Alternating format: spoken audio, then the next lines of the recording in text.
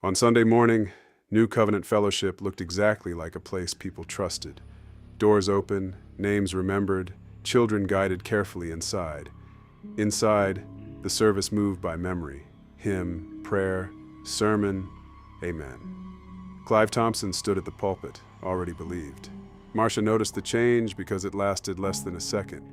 Nadine looked toward Clive. His smile disappeared, then returned.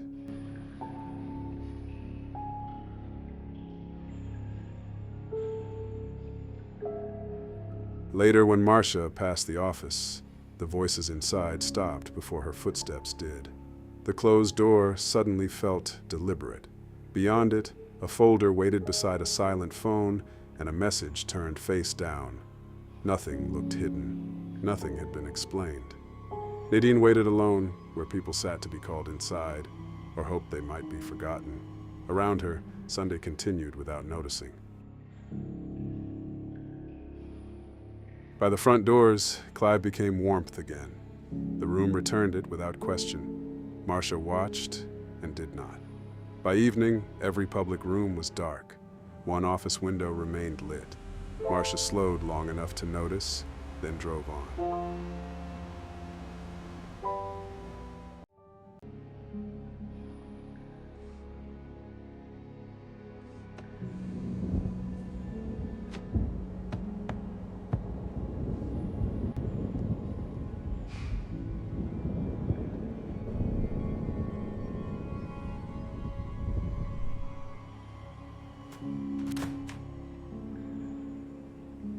Come in.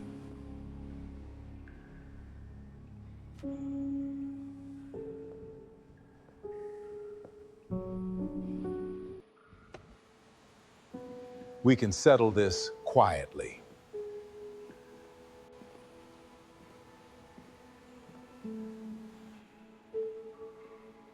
Thank you for seeing us this late. Of course.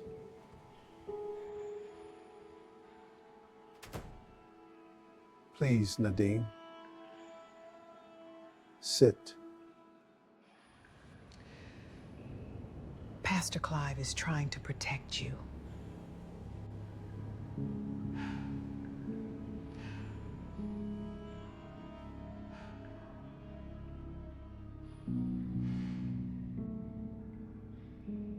From what?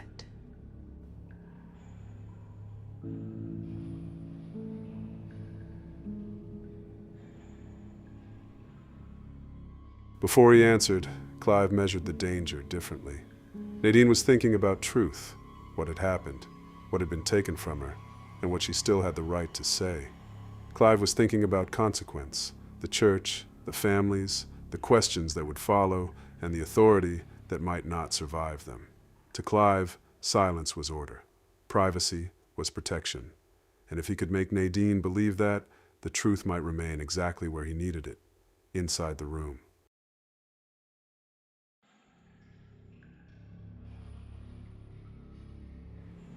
From people who won't understand the full situation.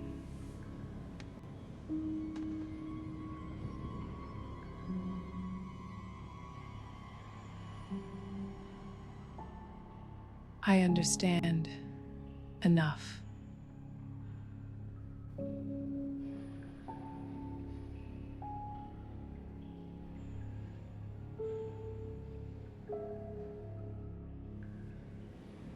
And what it could do to the church. As they were sitting, Pastor Clive was there observing, wondering to himself, do these people understand what is going on? They must really not. There it is. He is worrying that he may have to do something again, which will lead him to pray for forgiveness again. I never asked you to protect me from my own words. I came here because I needed someone to listen. We are listening. No. You're waiting for me to say something small enough for everyone else to live with. Nadine.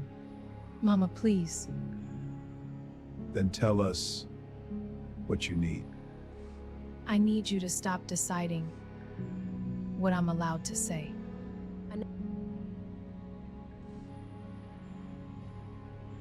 That night, I learned that silence can sound like care when everyone is afraid of the truth.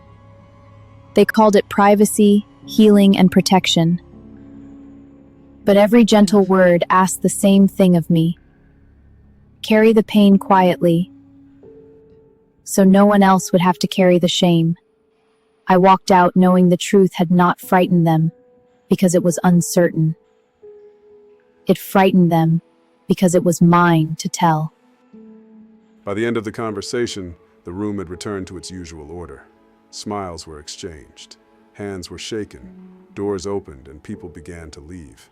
But Marcia carried one question out with her. Why did the truth always seem to grow quieter whenever someone powerful entered the room? In Chapter 2, the service may be over, but the questions are only beginning.